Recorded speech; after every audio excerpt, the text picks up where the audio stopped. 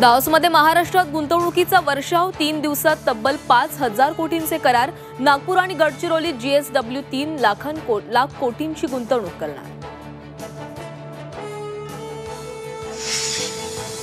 सैफ अली खान घरी परतल्यानंतर काल पुन्हा एकदा मुंबई पोलिसांकडून चाकू हल्ल्याचं रिक्रिएशन। सुदर्शन गायकवाड ऐवजी आता अजय लिंगनुरकर नवीन तपास अधिकारी नियुक्त।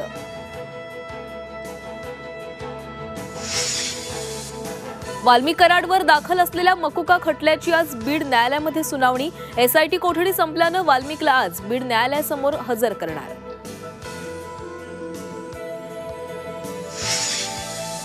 पंढरपूरमध्ये आज संतोष देशमुख हत्येच्या निषेधार्थ जनआक्रोश मोर्चा। संतोष देशमुख कुटुंबीय सहभागी होणार।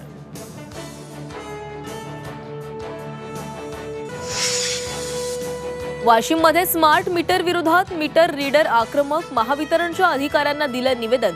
1 फेब्रुवारीपासून काम बंद आंदोलनाचा इशारा।